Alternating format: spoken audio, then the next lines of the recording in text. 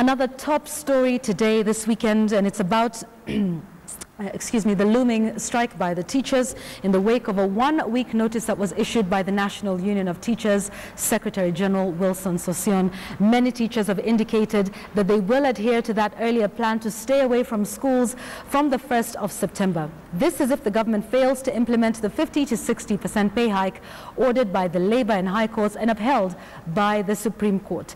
Public schools, remember, they reopen tomorrow, and it remains to be seen how this situation plays out, as the government has said that it lacks the funds to implement the pay hike.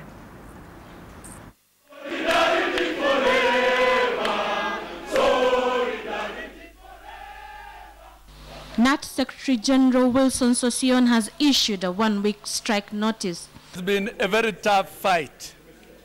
We won at the Labour Relations Court, and at that very stage, the Teacher Service and Commission and the government should have read the signs on the wall. But they did not do it. They moved to the Court of Appeal, and the direction was given, and teachers were granted for the much justice that they fought for and sought for over the years. Yes. That was the second victory. Yes. They came to the third level thinking they would win. Yes.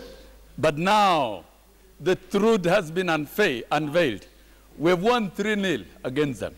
However, many teachers had indicated that they would adhere to an earlier plan to stay away from schools from September 1st, should the government fail to implement the 50 to 60% pay hike ordered by the Labour and High Courts and upheld by the Supreme Court.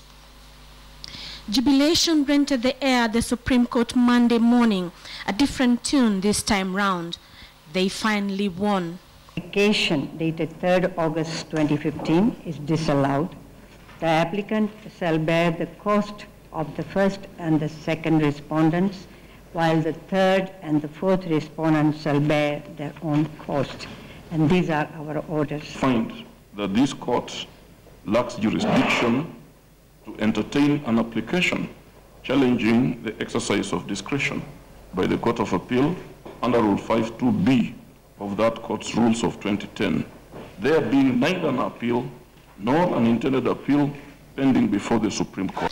The Supreme Court dismissed an application by the Teachers Service Commission seeking to bar the awarding of the 50 to 60% pay rise. What this means is that the TSC will now have to pay teachers increased salaries in arrears. Here escalates itself to a very severe level that indicts the government, that the government, the Teacher Service Commission, are in contempt of the court orders issued at the appeal court on 3rd of August. And therefore, moving to the next level, Teacher Service Commission should pay all the arrears and all the salaries. This is the supreme joy of teachers of this country. The courts have stamped the authority and we have seen the rule of law. Let us remain steadfast because the war has just started. Teachers across the country welcomed the ruling, saying it was time that teachers are appreciated. Katika nyongezo hii kidogo ambaye hatusemi inatutosha, lakini inatusaidia kidogo. Hii sasa itatusaidia sisi tusongeshe sasa maisha kama Wakenya wengine, kwa sababu sisi tulikuwa tumekiona kama sio Wakenya. Walimu watapata morali kwa sababu wakati ya kwanza mshahara ni kidogo, watoto walikuwa wanakaa nyumbani hawapati masomo ya secondary na university, watoto wa walimu hawapati hospitali.